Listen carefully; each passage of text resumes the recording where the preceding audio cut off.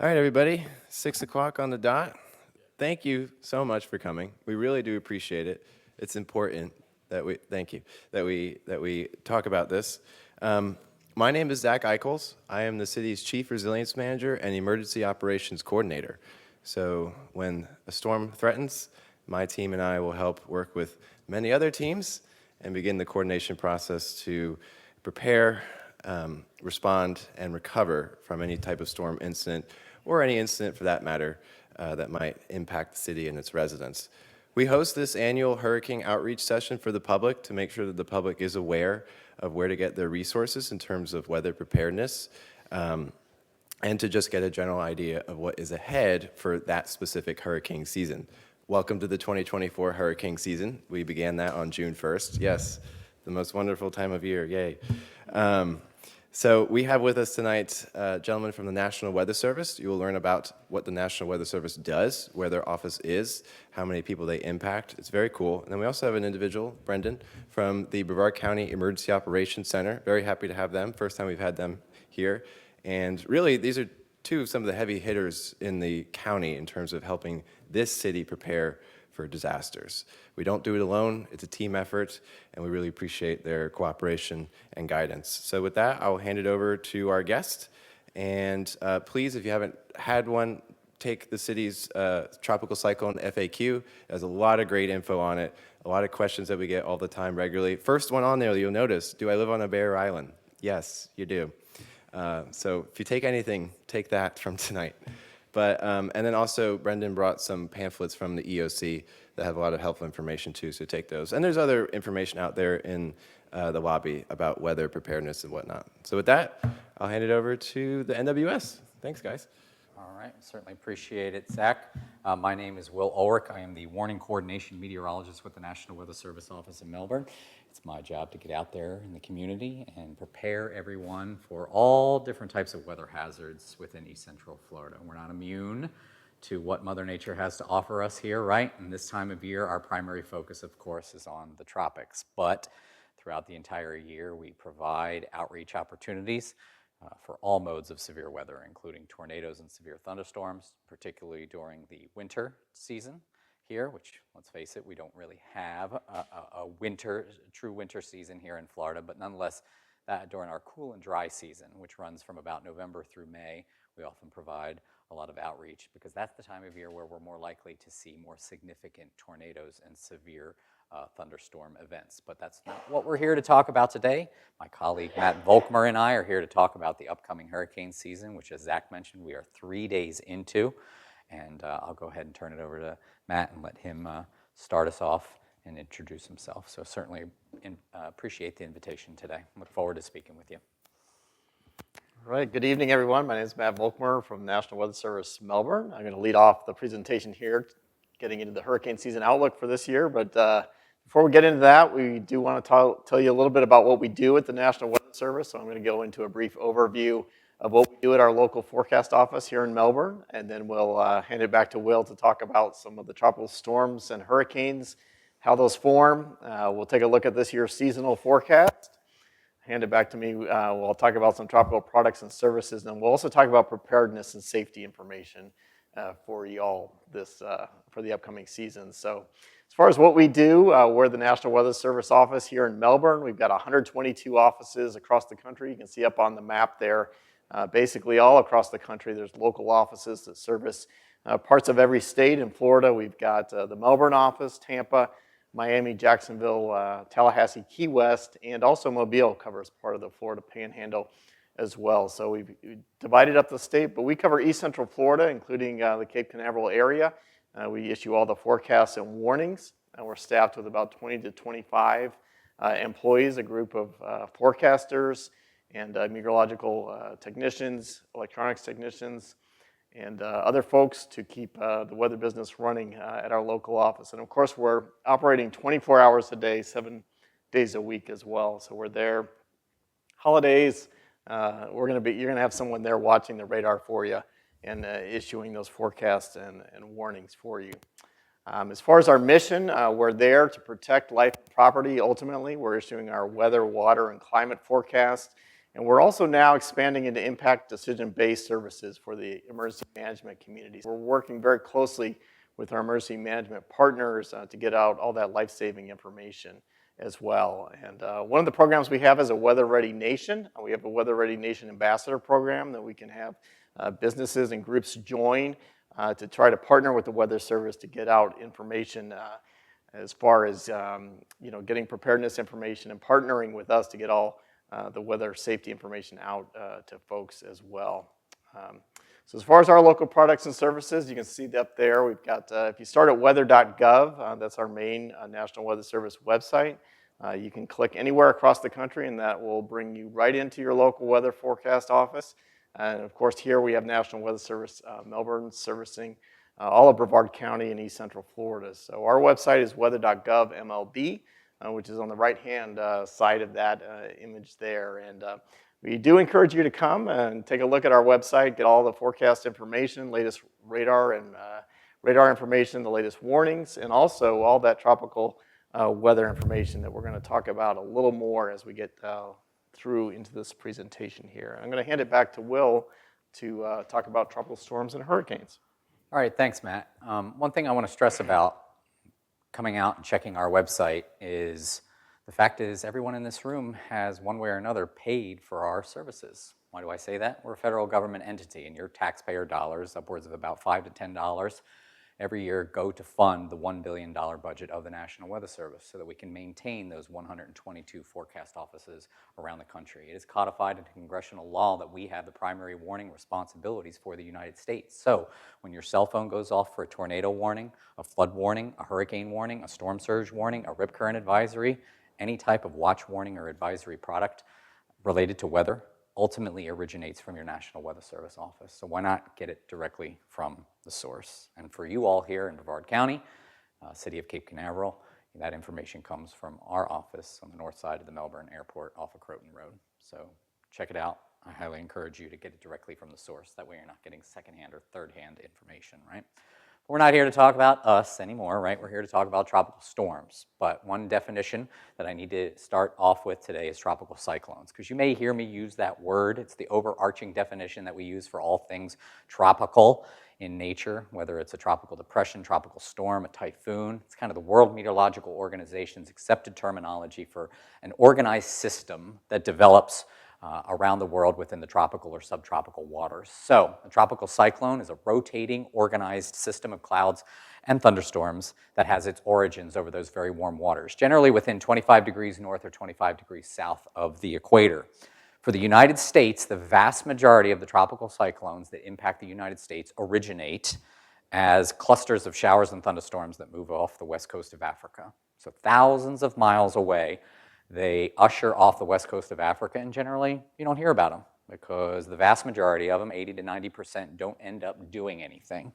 But when the atmospheric conditions are right and when the oceanic conditions are right, when there's enough warm water and instability, those tropical disturbances can go on and gather steam to become a tropical depression, a tropical storm, and or a hurricane. So keep that in mind, that the vast majority of the systems that have impacted the United States through history have originated as a tropical disturbance. But you might hear us talk about tropical waves out in the Atlantic.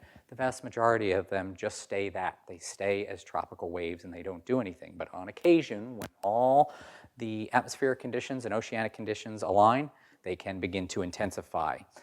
Once they begin to rotate around a common area of low pressure and they become organized enough, we classify them based off of their 1-minute wind speed. So tropical depression has wind speeds up to 38 miles per hour, tropical storm 39 to 74 miles per hour, and hurricane, once we get to 74 mile per hour or greater, we rank them based off the Saffir-Simpson hurricane wind scale, categories 1 through 5.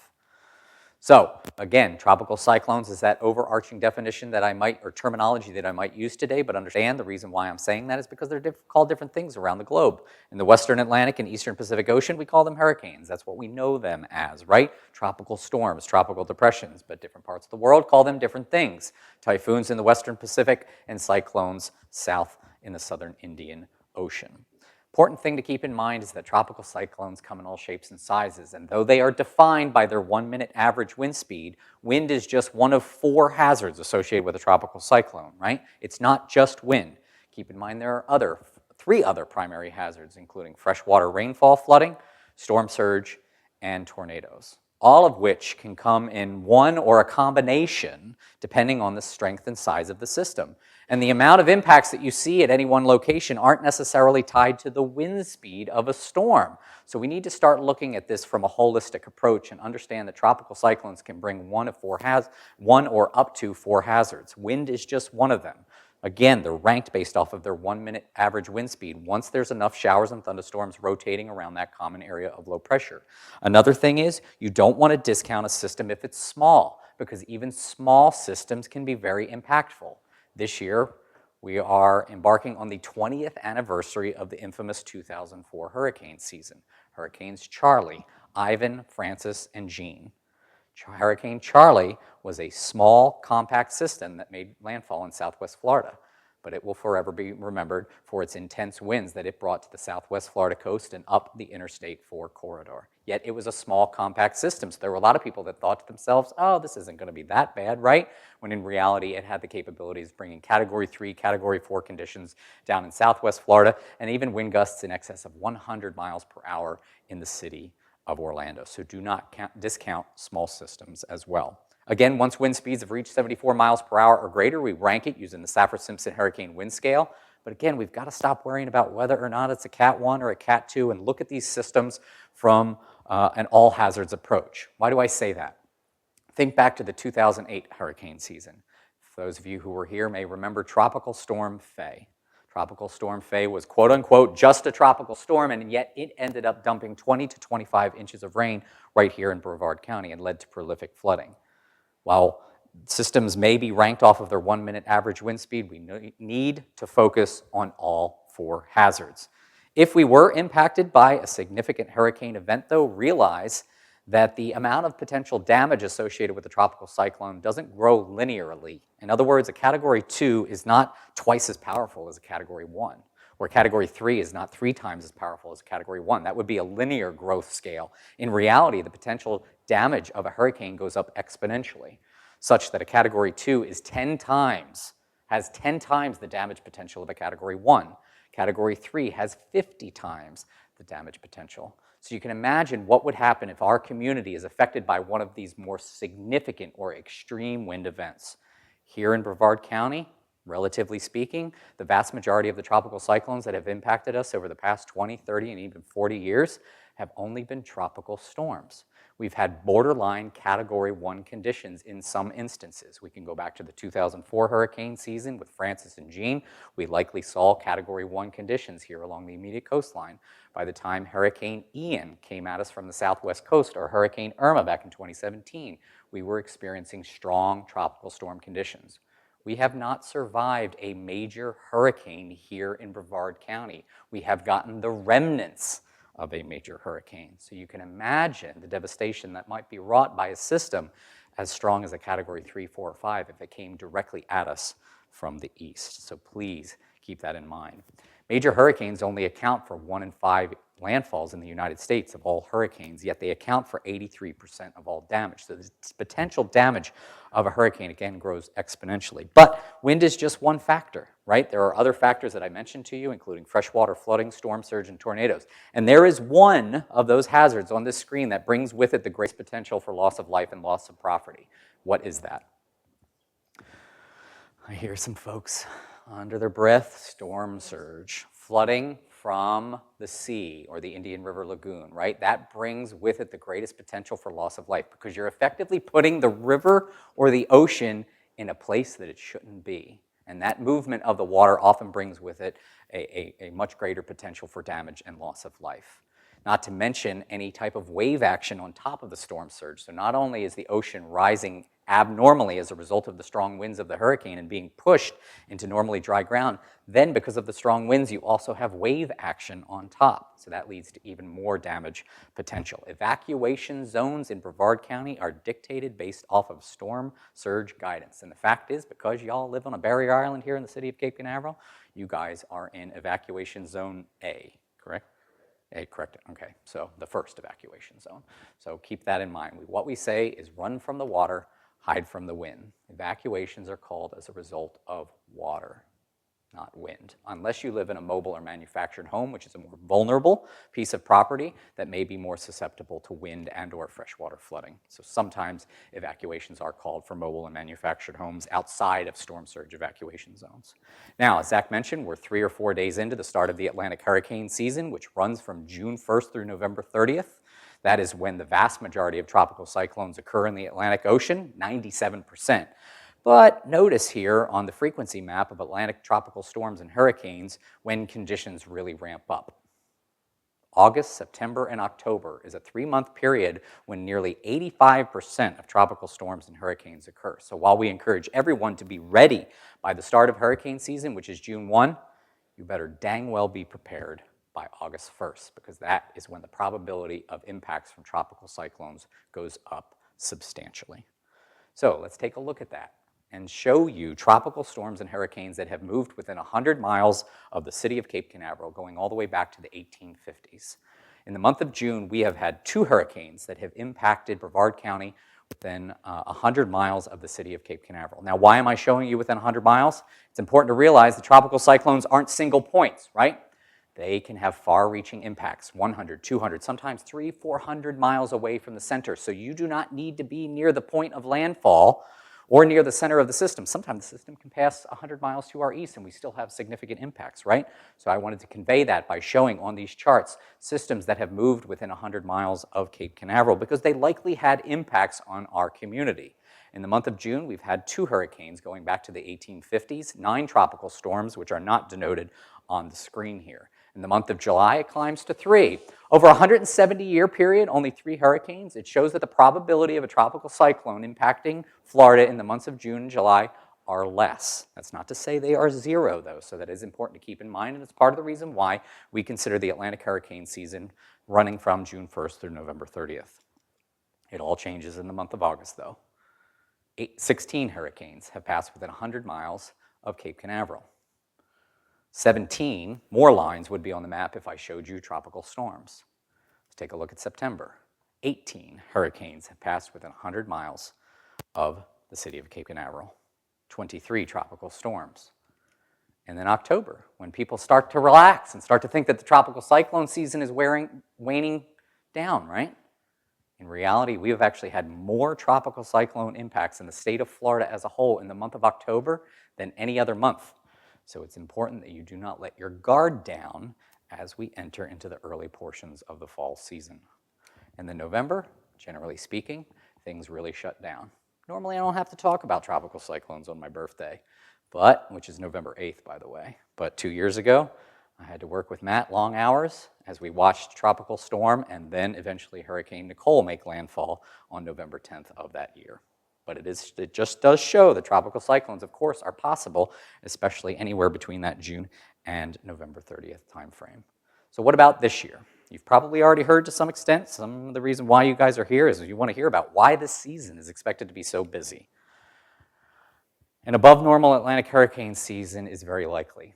Okay, that's the unfortunate news that I can tell you up front here. But what that means for the city of Cape Canaveral, it's still too early to know. Okay, no scientist right now can tell you whether Brevard County itself is going to be directly impacted by a tropical cyclone. We do not have computers and technology available to us yet that can tell you with confidence this far out. We simply don't. But what we can tell you as a whole is that conditions are very favorable in the Atlantic Ocean for tropical cyclones. If we go back 30 years and average the number of tropical cyclones that have occurred each year, you get that left column number, which is climatology. In other words, 14 named storms, tropical storms or greater, on average occur any single tropical cyclone season. 7 hurricanes and 3 major hurricanes. That's the average. Does that mean every single year we get 14 storms, 7 hurricanes, and 3 major hurricanes? Of course not. Some we get a little less, some we get a little bit more, but it averages out to be 14, 7, and 3. The 2 forecasts that I'm going to show you and talk about today are from Colorado State University, who's been issuing forecasts going back to 1983 under Dr. William Gray. Dr. Philip Klotzbach continues to do that ever since Dr. William Gray passed a couple of years ago. And then our parent agency, NOAA National Hurricane Center and the National Weather Service. You can see when those forecasts were released. Colorado State's forecast calls for 23 named storms this year, 11 hurricanes, and 5 majors. National Weather Service does it a little differently. They show you a range, 17 to 25 named storms, 8 to 13 hurricanes, and 4 to 7 major hurricanes. Bottom line is, it is expected to be an above normal season. And generally speaking, busier than usual seasons are often associated with more impacts in the United States. But we're only a small part of the United States coastline, right? So for me to stand up here and tell you that Brevard County is going to be impacted by a hurricane this year, I don't know. Is the probability slightly higher this year than others? Of course, because if we're forecasting more storms, it's more probable that one of them may actually impact us. But realize, even if I were to tell you it was a below normal season or expected to be a near normal season, I need everyone to prepare every single year as though we are going to be impacted, because at the end of the day, it only takes one.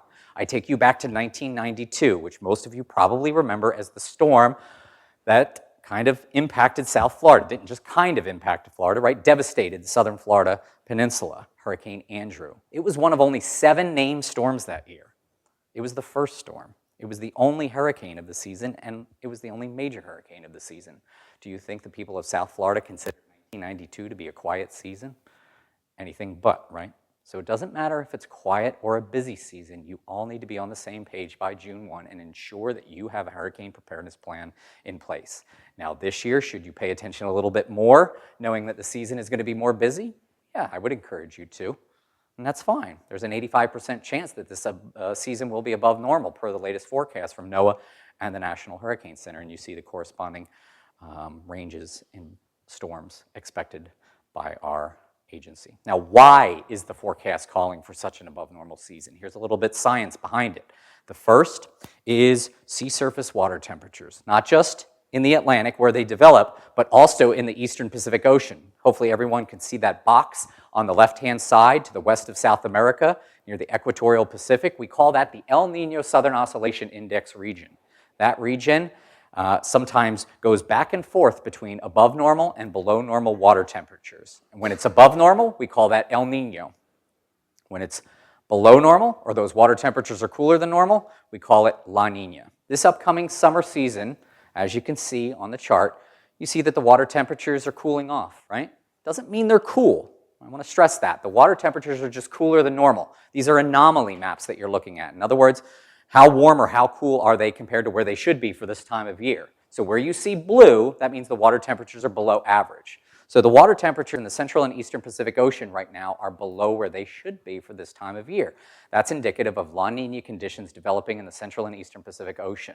What do you think happens to the number of tropical cyclones in the Central and Eastern Pacific Ocean when the waters are cooler than normal? Do you think that reduces or increases the number of hurricanes? It brings the number of tropical cyclones down, because what's the primary ingredients that tropical cyclones like to feed off of?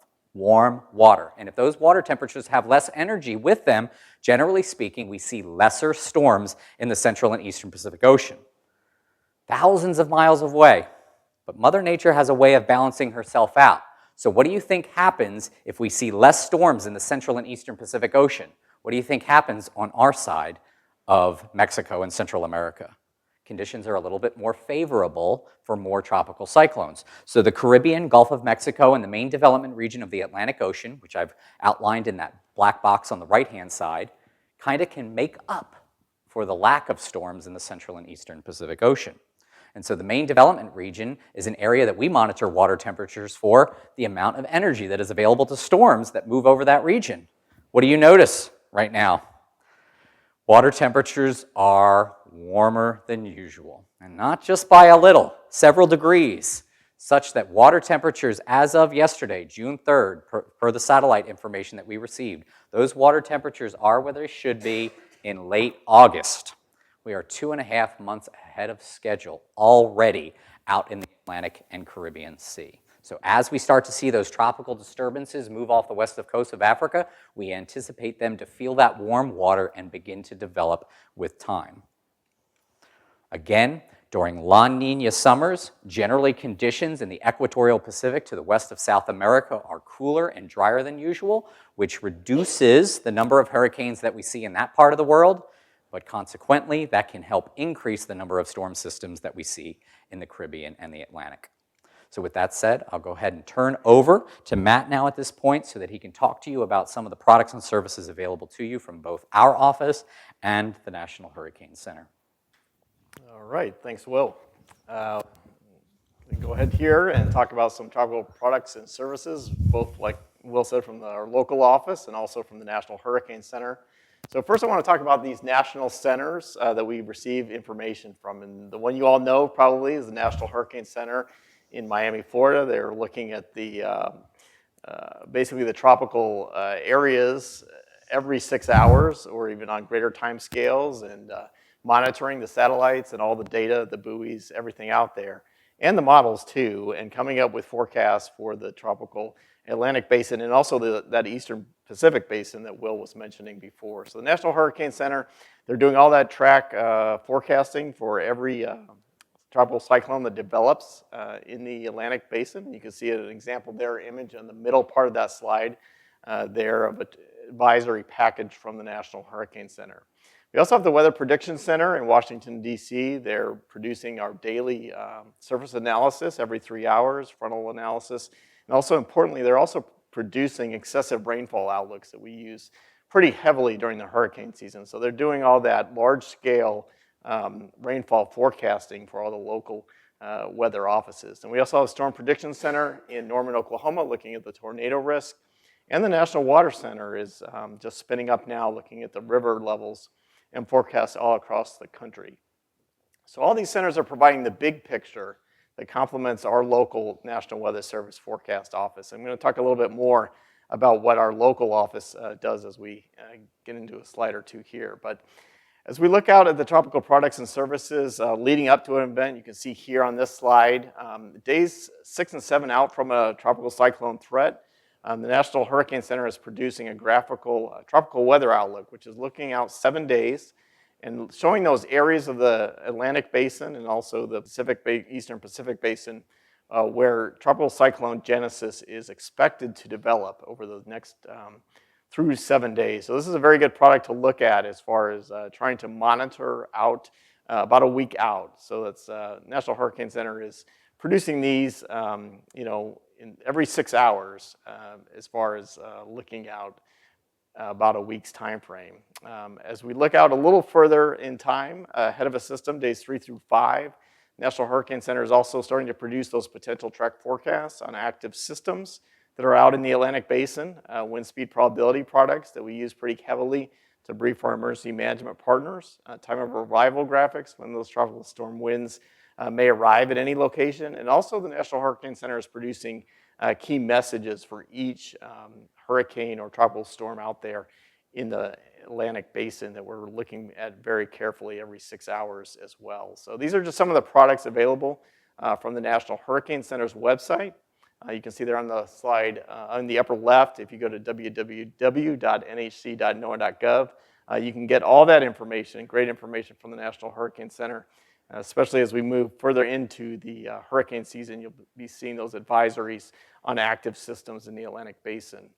As we get in closer to an event, about days 1 and 2 away from a potential impact to Florida, our local office is starting to produce a lot of additional products and services. And some of those are from the National Hurricane Center, like the tropical storm and hurricane watches and warnings.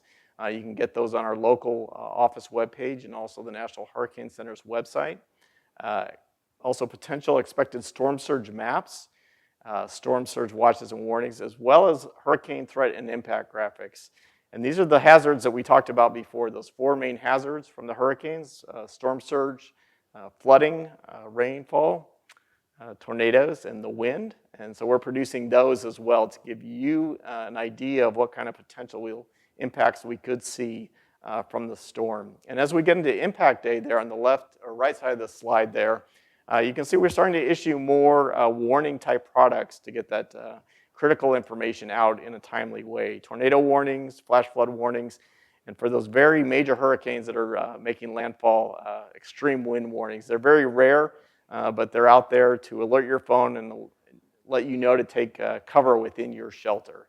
And on the right side there, you've got our website, weather.gov/MLB, where you can get a lot of this critical information through the hurricane season.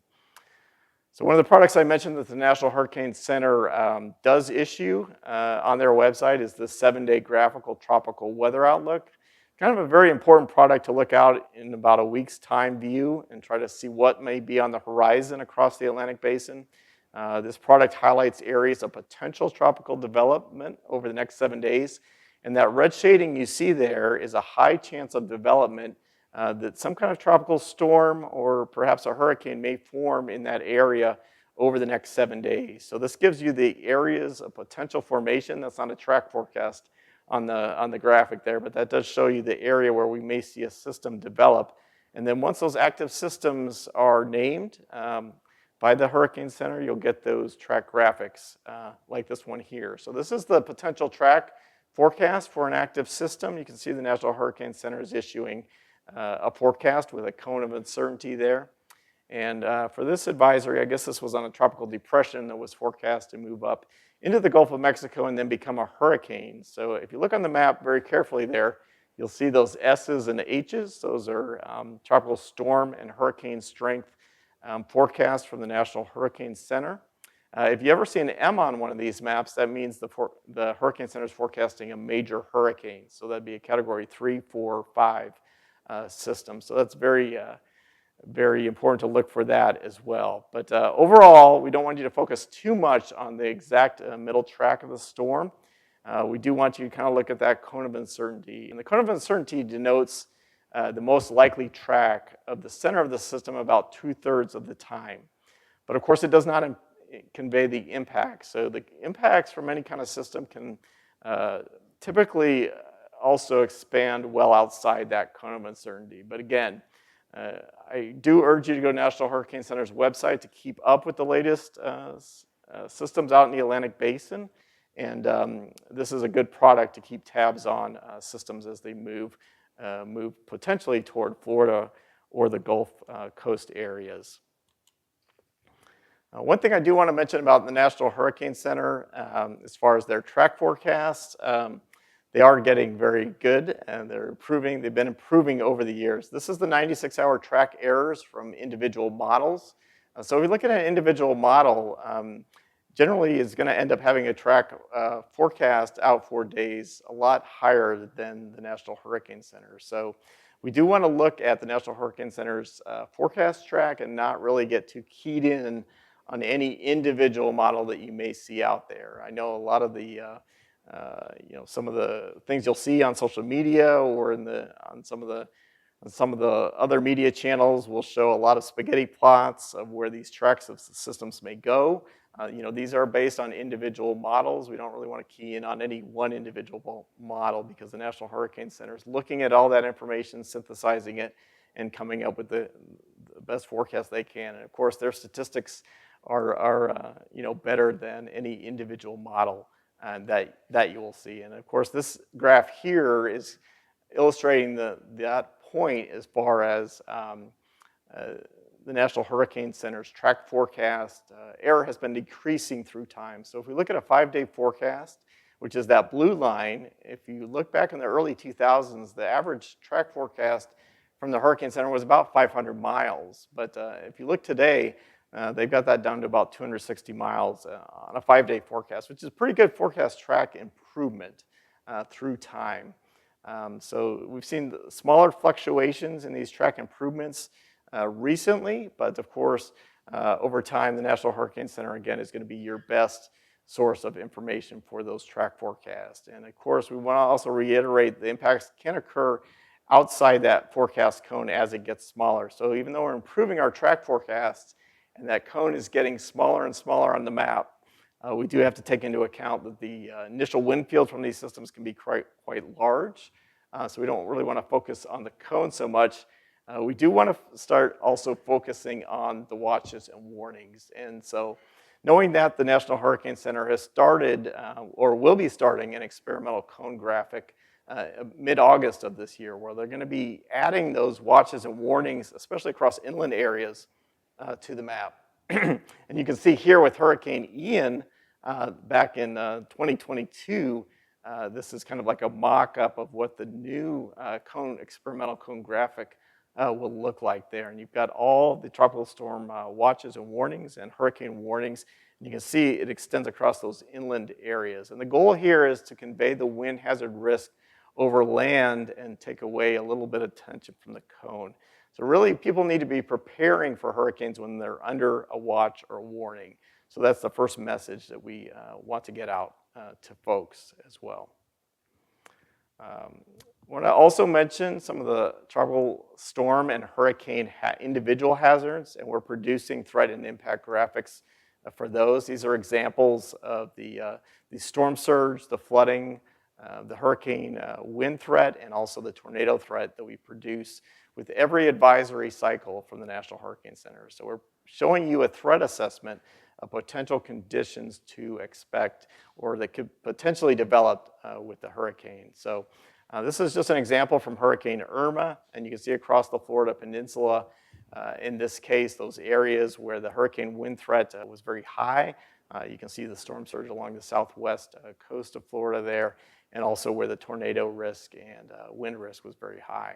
You can get to these graphics from our tropical icon on the National Weather Service Melbourne website at weather.gov/MLB. If you click into tropical, you'll get a lot of local tropical information from us and also these hurricane threat and impact graphics. So we want to try to answer the question, what should we prepare for, not what can we expect. And one more thing I'd like to mention about tropical products and services is the wireless emergency alerts. It's an alerting network that will alert your cell phone with warnings. And you may be more familiar with tornado warnings that alert your cell phone to let you know about tornadoes.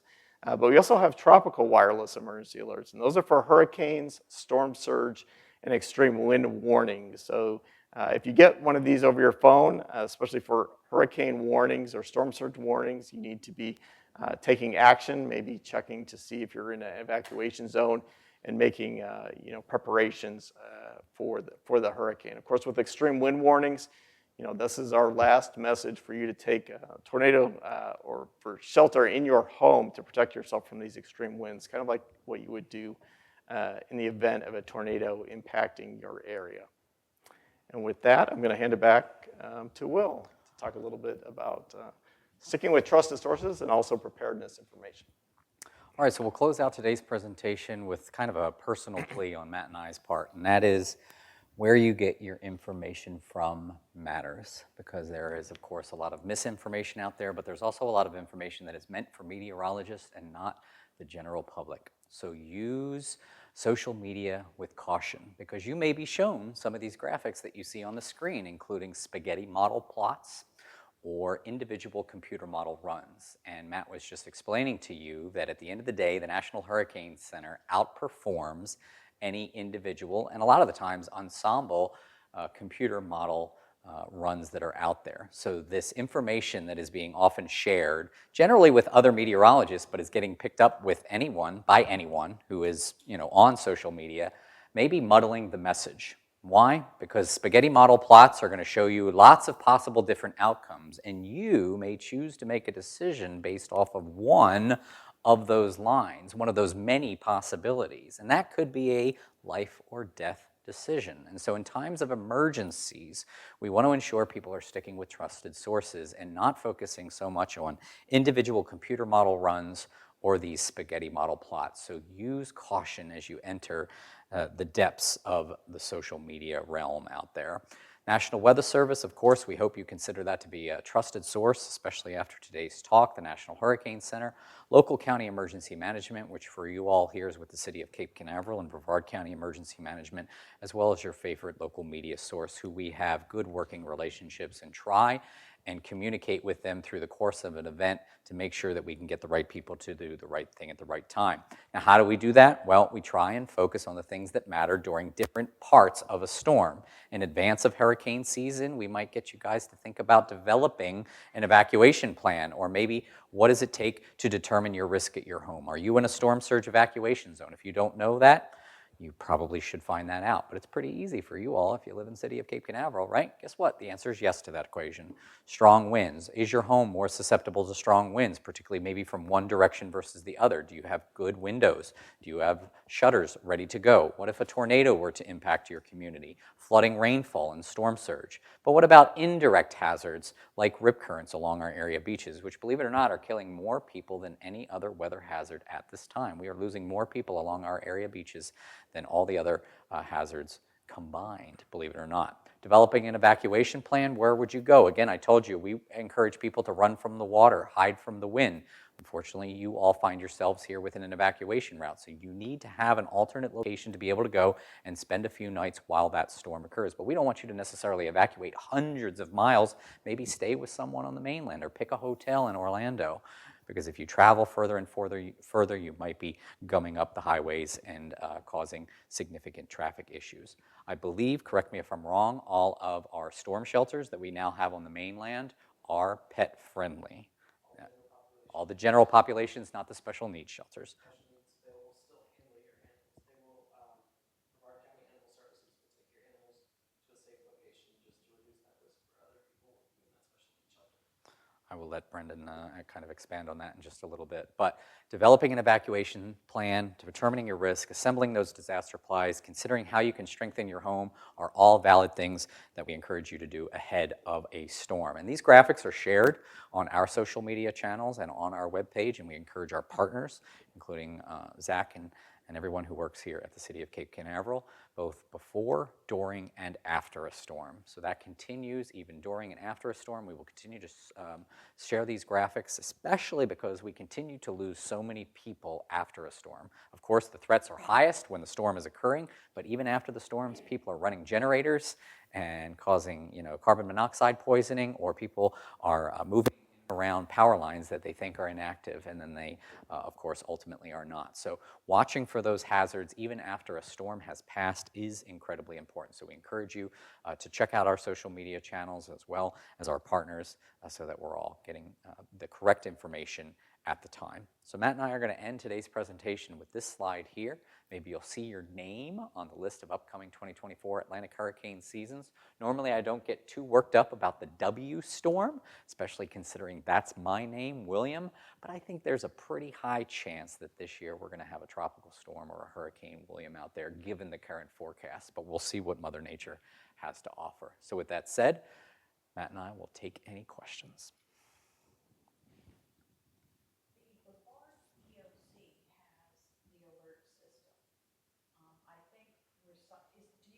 Is there a National Hurricane Center and the National Weather Service? How do you sign up for alerts? Sure. Text alerts? Sure. So one thing that I will stress up here is that we encourage everyone to have multiple ways to receive alerts. Our primary method of getting those watch warnings and advisory information out is through NOAA Weather Radio.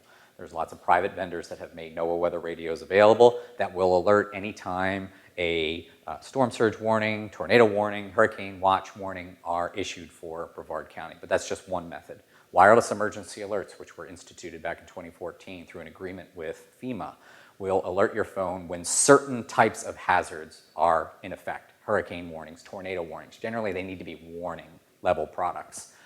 Brevard Alert app through Everbridge. Sorry, what's the name of it? Alert Brevard. Alert Brevard, I got it in the wrong order, is one method for you to get warnings. Those are location specific, so you put in your location, and if we issue a product for your area, you will get a text message or a phone call, both, in the event that we issue a product for your area. So having multiple ways to receive warning.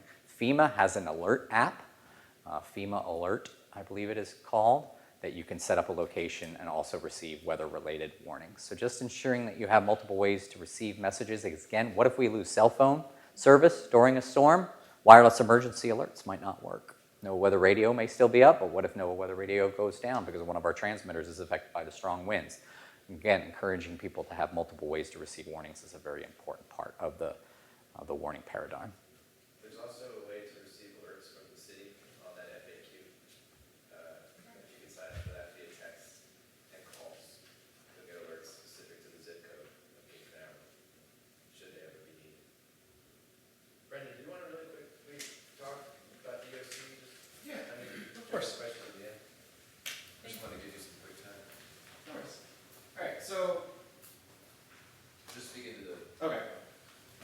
So everyone, my name is Brendan Collins. I'm the Recovery Mitigation Coordinator for the Brevard County Emergency Management. I work over in Rockledge at the EOC. During hurricane season and outside of hurricane season, we work very closely with our partners at the National Weather Service to help develop this messaging, to help kind of push this out into the public, to help increase that preparedness. Now, when we're getting down to that runtime, when we're getting down to that 7 days, 5 days, 3 to 1 days ahead of the storm, us with emergency management at the EOC, we're not going to be making products or anything like that. We're going to be rebroadcasting what they do, what the National Weather Service puts out. We're not going to make our own conjectures. To Will's point, some of those less accurate or maybe imprecise models, those different spaghetti model runs, we don't want to follow that. We don't look at that. We listen to the National Hurricane Center and we listen to the National Weather Service. They give us briefings 4 times a day. We're going to push those out to you all as soon as we get them. Now, if you would like to sign up for Alert Brevard, there's 2 different systems that we use. There's the text message system, which you are more likely to be familiar with. That's going to be the Brevard EOC, texted to 888-777. 3 8s, 3 7s. So that'll get you countywide alerts for when we have launches, when we have prescribed burns, and other county-wide information. If you want something that dials into your address, you're going to want to go to our website, embrevard.com. If you have one of our little green booklets that Zach was handing out, or that's available on that back table on your way out the door, on the back side of that booklet, it's going to have our web address and how to get signed up for those alerts. I highly recommend doing that. It takes a couple of minutes, but that's going to give you location-based alerting. To Will's point, having multiple ways to get those alerts, they will send out a wireless emergency alert. That's going to make a lot of loud noise on your phone. We will then send out a phone call and a text message, email, pager, if you still have those. Just about anything that we can use to get in contact with you, we're going to blast that out at the same time they're sending theirs out. It's all going to be based on your location. Whatever address you give them, that's what we're going to use to send out those notifications. Second thing, shelters. When we call for an evacuation, as Will has said, as Matt has said, as they have both stressed, we're in the city of Cape Canaveral, y'all are in an evacuation zone. That is the reality of the situation. Y'all right off the coast on this side and right off the river on the other side. That puts you in a high risk for the storm surge effects on either side. When we call for an evacuation, we're going to open shelters. We want to go tens of miles, not hundreds of miles. We will push out what shelters are open when it's time for them to open. We're not going to give a pre-published list. We don't want people showing up to shelters that aren't ultimately going to be opened. That is a worst case scenario for us. That's why we don't have that list published. We will, however, make sure that you're informed through those alert methods. So Alert Brevard, for phone number, through your text messages, through your email, through the media, through social media. We're going to be throwing that messaging out. On the sheltering conversation, if you do decide to go to shelter, you're more than welcome to come. You're more than welcome to bring your animals. However, it is a lifeboat. It is not a cruise ship. We will not have beds. We will not have any kind of sleeping materials. If you have a special diet, if you have a special medication, you need to bring a few days worth of supply for you, because we're not going to have any of that stuff on hand. If that medication needs to be refrigerated, bring it, let them know. We can find a refrigerator for it. Past that level of medication needs, you may be talking about doing a special needs shelter. Special needs is run through the Department of Health. The registry is available, again, on embrevard.com. Once you register for that, you'll get a phone call, most likely from the Department of Health. They're going to talk over some of those health concerns that you may have to find out what the best accommodation for you, if it's a special needs shelter where you have that elevated need of care. Think your dialysis patients, your patients on possible oxygen concentrator, not necessarily a breathing machine, but just something that needs that electrical power. Once you get above that, where you're bedridden, or if there's certain heart issues and stuff like that where you need certain dependable power plus elevated care, they're going to send you over to an enhanced care shelter, which is one of our area hospitals that is fortified for the wind, for the rain, for the water. Just to parrot what Will and Matt have stressed, run from water, hide from the wind. If you're in a mobile home, manufactured home, you're gonna be running from everything. That's that's the basics of it. Most of those homes are not built to withstand many of those hazards. So if you're electrically dependent on to live, that's another time that you're gonna want to evacuate. When we announce an evacuation, we're not saying zone A, zone B, zone C. We don't need you to necessarily know that. Other counties do it differently. We have 67 counties in the state of Florida. We need 67 different ways to interpret emergency management. What we do here, we've broken down our evacuation populations to those 4 major groups: barrier island, low-lying or flood-prone area, mobile manufactured home, dependent on electricity to survive. When we call for an evacuation, all 4 of those turn on. We open the shelters, everyone goes. Do not go out of state. You will be joining about 1.5 million to 2 million of your best friends on I-95, which is already super fun to drive on, right? Super fun. On the way up, you'll hit fun stuff with trying to get gas, trying to find somewhere to stay. My brother, when he evacuated for Hurricane Irma over on the west coast of Florida, couldn't stop until he hit New Orleans. He was on I-75 to I-10, straight over, couldn't stop for, I think they were driving 16 hours just because of traffic issues. So keep that in mind. We have shelters. If you have friends on the mainland, say, hey, how about we have a slumber party? We'd like to come over and stay with you just through the storm, and then we'll come back over. One quick question before I wrap up. Do we close the causeways? No. No, never. We will not close the causeways before a storm. We are going to afford you every opportunity to get off of this island. Get off of this one, go to the next one, and get off of that one. So, we're never going to close those. The only time they may close is after a storm when the FDOT, the Florida Department of Transportation, says, hey, we're going to look at it because we think there might be a washout in one of the approaches, or a couple of boats have slammed into it, and we need to make sure that it's safe for people to go over. That's the only case. Causeways do not close. We want you out. That is all I have. It's not all doom and gloom, but it's all not so fun. Any questions for emergency management? Go ahead. I have friends that live in Titusville and they don't live on the water. Would that be a place to go? So that could be a good place to go. Depends on the risk that they face there. Titusville is up for the northern part of our county. It's also a little bit more flood prone up there, depending on the area that they're in. They're going to know the risks of their particular home. If they haven't flooded, yeah, go for it. If they've got a concrete block construction home, go there. If they've got a home that's older, or excuse me, that's newer, go there. Those are going to be those things that you're going to be looking for. Anything post-92, anything concrete block construction, you want to make sure that goes up off the road. You may not be able to get out of the house and onto the road, but you will be dry. The roads may flood. The roads flood, you're not going to be able to go anywhere very quick. I wouldn't recommend going anywhere until the water's receded. Outside of that, as long as that structure, as long as that is, as long as you feel safe, they feel safe, they'll walk you through what risks they think they'll be there. So I would recommend moving mainland. If they're mainland, go. Go ahead. City of Cape Canaveral population is obviously Asian, Yes. and we have a lot of dependent upon assistance. Mm-hmm. And you have a lot of older people who would need help getting out of a high-rise condominium complex. Mm-hmm. How would you suggest them getting assistance if they don't have neighbors that could help them? So, depending on the situation, we may be able to offer them transportation, depending on their specific needs. If they're special needs population, if they're non-ambulatory, they'll be able to get someone to get out there to go get them. If they are transportation dependent, bus service will run special routes to get to shelter to the point where they'll do door-to-door pickup. They will come to that building, pick you up, take you to the nearest special needs shelter, drop you off, pick you up again, take you back. That is what we can do.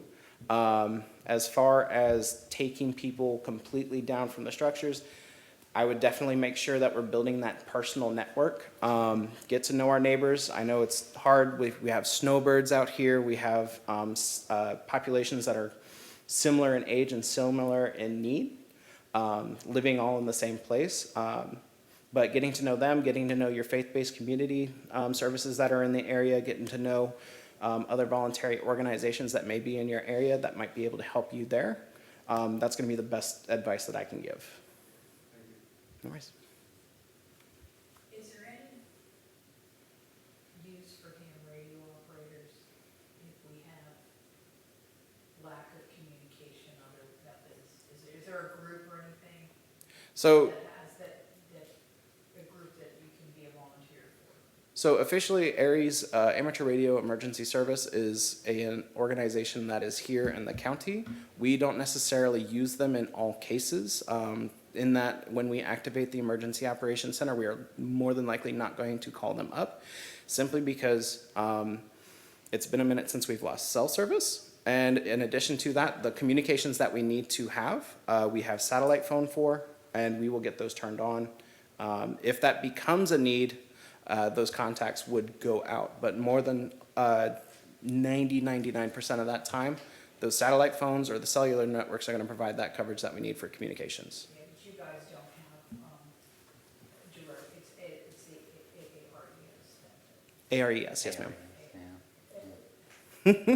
So the National Weather Service has a group known as Skywarn.